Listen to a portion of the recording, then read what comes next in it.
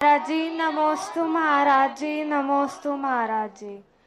महाराज जी, मेरा ये प्रश्न है कि जैसे जो भी मुनिराज होते हैं वो जमीकंद नहीं खाते, आलू प्याज लहसुन और जो भी कैरेट्स और रेडिश वो नहीं खाते, तो हल्दी और अदरक भी तो जमीकंद होती है, तो उनका क्यों नहीं त्याग है? हम मुनिराज ही नहीं खाते, हम लोग आप लोगों को भी नहीं खाने देते। हाँ, एक बार जमीकंद में अदरक तो आता है लेकिन सौंठ नहीं आती। जमीकंद में आलू प्याज तो आता है, हल्दी नहीं आती, मूंगफली नहीं आती, क्योंकि इनकी एक प्रक्रिया है जैनागम में। वनस्पति प्रारंभ अवस्था में अनंत जीवों का भंडार होती है। जैसे जैसे उस अदरक सूखता जाता है उसमें रेशे आ जाते हैं, तो उसमें से अनंत जीव स्वतः ही निकलकर समाप्त हो जाते हैं। और जब वो सौंठ बनती है तो वह जीव मारे नहीं गए, वो जीव स्वतः ही अपने आप, क्योंकि अदरक पूरा पक जाता है। यदि तुम अदरक को सुखाओगे तो सौंठ नहीं बनेगी, वो सड़ जाएगी। आप अदरक को कहीं धूप में रख देना, वो कभी सूखेगा ही नहीं। अदरक पक जाता है, जब पूर्ण पक जाता है तो उसमें छुआ आ जाते हैं। आप सौंठ को कूटना, छुआ निकलेंगे, और छुआ आने का अर्थ है उसमें से अनंत जितने जीव थे वे स्वतः ही अपनी आयु पूर्ण करके खत्म हो गए। इसलिए सौंठ जो है गणंत के अंतर्गत नहीं ली। हल्दी इसी प्रकार हल्दी होती है। हल्दी जो कच्ची हल्दी होती है वह हम लोग नहीं लेते जिम्मे, लेकिन सूखने के बाद वो हल्दी के अंदर एकदम चूरा बन जाता है कूटने पर। आलू और प्याज को कितने भी आप सुखा लेना, कूटने पर चूरा नहीं बनेगा, वो सड़ता जाएगा। और हल्दी जो है सूख करके पूर्णतः जीवों से रहित हो जाती है और पिस जाती है। आलू का आटा देखा कभी आपने? आलू का आटा हल्दी जैसा, तल करके नहीं, नेचुरल रूप से आलू का आटा बनेगा ही नहीं, लुगदी बनती जाएगी। तो उसमें सौंठ के अंदर और हल्दी के अंदर वो निगोदिया जीव नहीं रहते हैं जो अन्न गणंत। गाजर, मूली, आलू, ये कितने भी सुखाना, इनका आटा नहीं बन सकता। और इन जीवों के इनका निरंतर जीव अंत तक बने रहते हैं, और जब तक जीव खत्म होंगे तो वो खाने योग्य नहीं लगेगा, सड़ जाएगा। एक समय आएगा जब आलू में से जीव निकल जाएंगे, लेकिन वो आलू फिर खाने के योग्य रहेगा ही नहीं।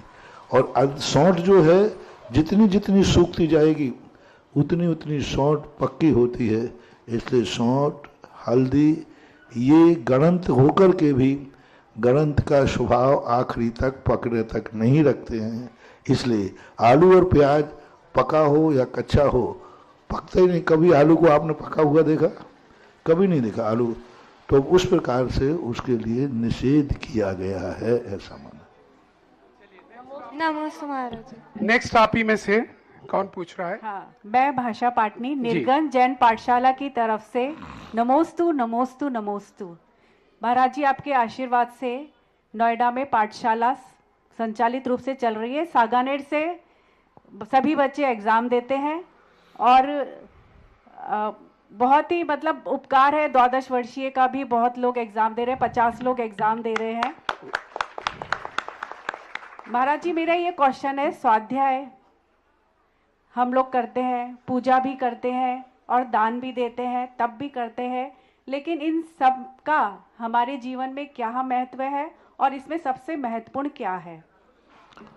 महत्वपूर्ण तो जीवन में जितनी आपके गृहस्थी के जीवन की क्रियाएं हैं, जितनी क्रियाएं हैं उनकी पूर्ति कराने का ये साधन होता है।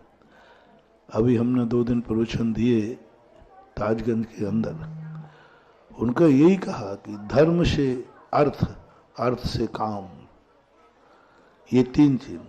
धर्म तुम्हारा होगा, पुण्य तुम्हारा होगा तो धन आएगा, पैसा आएगा, पैसा आएगा तो काम आएगा। काम यानी आपकी इच्छाओं की पूर्ति, धन दौलत, मकान, जायदाद, परिवार आदि, ये सब।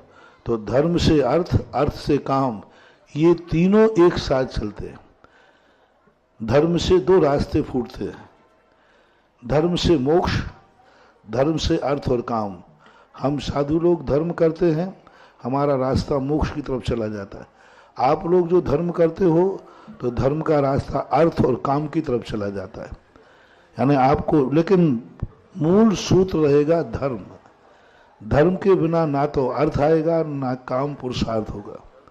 धर्म के बिना हमें मोक्ष भी होने वाला नहीं। इसलिए जितनी ये धार्मिक क्रियाएं हैं ये धर्म नहीं है, धर्म तक पहुंचने के साधन है। इसके माध्यम से हम उस धर्म तक पहुंच जाते हैं। ऐसा ये इसके लिए उपयोगी है। रावण को भी संसार चाहिए था, तब भी उसे धर्म ही करना पड़ा। रावण को जब वरुण रूपी विद्या चाहिए थी तो भी उसे मंदिर में जाकर के जाप देना पड़ी। अब जाप एक दे रहा है धन दौलत के लिए, एक दे रहा है मोक्ष के लिए, लेकिन जाप देना पड़ेगी। चाहे तुम संसार चाहो या परमार्थ, धर्म के दरवाजे तो आना ही पड़ेगा। उसके बिना कोई भी सिद्धि होने वाली नहीं। नोएडा का बहुत अच्छा आशीर्वाद है। नोएडा के संबंध में हमेशा सदा हम प्रशंसा सुनते। वहाँ सबसे ज़्यादा नौकरी पेशा करने वाले लोग हैं, लेकिन सबसे ज़्यादा अच्छी तरह मंदिरों में पूजा करते हैं। दिल्ली की एरिया की रिपोर्ट हमें इतनी अच्छी नहीं है। सबसे अच्छी रिपोर्ट पाठशाला हो, 12 वर्षीय कोर्स हो या मंदिर में पूजन अभिषेक हो, नोएडा की सदा प्रशंसा सुनता रहता, क्योंकि सभी तरफ के लड़के बच्चे वहाँ नौकरी करते हैं। वे आगे कहते महाराज जी हमारे यहाँ नोएडा में आपके अनुसार, आप भली नहीं गए लेकिन आपके अनुसार पूरी विधि हम लोग अपनाते हैं। तो ये बहुत अच्छी बात है। पाठशाला के लिए आशीर्वाद सभी के लिए। यहीं से नमोस्तु गुरुदेव, नमोस्तु गुरुदेव। मैं एक दो नाम और ले रहा हूँ नोएडा के नाम। श्रीमती मीना जैन, सेक्टर 50 नोएडा, कृपया करके आ जाएं। गुरुदेव के चरणों में बारंबार नमोस्तु नमोस्तु नमोस्तु। छुलक जी के चरणों में बार बार इक्षामी इक्षामी इक्षामी। गुरुदेव मेरा एक प्रश्न है कि जिन पेरेंट्स को धर्म में रुचि होती है उनके बच्चे तो पाठशाला में अच्छे से आते हैं, लेकिन जिन पेरेंट्स को धर्म में रुचि नहीं होती उनको समझाना बड़ा मुश्किल होता है। तो गुरुदेव उनको कैसे समझाएं? समझाने के संबंध में कभी कभी क्या है, लोगों को पुण्य का नशा चढ़ जाता है तो वे समझते नहीं हैं। जब उनके थोड़ा पुण्य कम पड़ेगा फिर बहुत जल्दी वो मंदिर के रास्ते ढूंढते हुए आते हैं। जो सुख के दिनों में मंदिर का रास्ता नहीं ढूंढ पाता है उसे दुख के दिनों में पूछ करके आना पड़ता है कि मंदिर कहाँ है। सुख के दिनों में रास्ता मालूम है तो नहीं आता, तो ऐसा कर्म उसकी अवस्था बनाता है कि ऐसा दुख देता है कि वो फिर पूछता फिरता है कि भैया मंदिर कहाँ है। तो ऐसे लोग दुख के दिनों में पूछते हुए आएंगे रास्ता। ऐसे लोगों का हमने उदाहरण देखा है कि एक व्यक्ति मन चला बना रहे हमारे बच्चों को नहीं पढ़ाना, हमें नहीं पढ़ाना, क्या रखा है पाठशाला में। मैंने बेटा थोड़ा स्मार्ट थे, आधुनिक थे, और दूसरा बच्चा अरे तुम तो पाठशाला में बुद्ध हो, बैकमैन, पुराने आदमी हो। जिस समय उनके एक बेटा बिटिया थे, दोनों ने बड़े होने के बाद ऐसे जाकर के शादियां की और माँ बाप को ऐसे भूले। करोड़ों रुपए की संपत्ति थी लेकिन उनके परिवार को कोई भोगने वाला नहीं रहा, कोई पानी देने वाला नहीं रहा। फिर वही सज्जन जो गिलानी करते थे, पड़ोसी वाले थे, उसके जाके पैर छुए। आज पता चला कि तुम्हारा धर्म, तुम्हारी पाठशाला ने, तुम्हारे दोनों बच्चे तुम्हारे घर में हैं और तुम जिंदा हो। आज मेरे बच्चे मेरे पास नहीं हैं, मुझे पूछते नहीं, वो कहते मेरे लिए कौन माँ कौन पिता, सब भाग गए, कोई पूछने वाला नहीं। आज हम जन्म देने के बाद भी इस संपत्ति का क्या करें। बच्चों को कोई लेना देना नहीं, उनमें कोई जन्नत का संस्कार ही नहीं।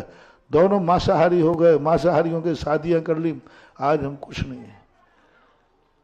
अब वो कहते, फिर वो मेरे पास पकड़ के लाए, जो दूसरे सज्जन तो सज्जन ही होगा, बोले महाराज जी अब आप बताओ।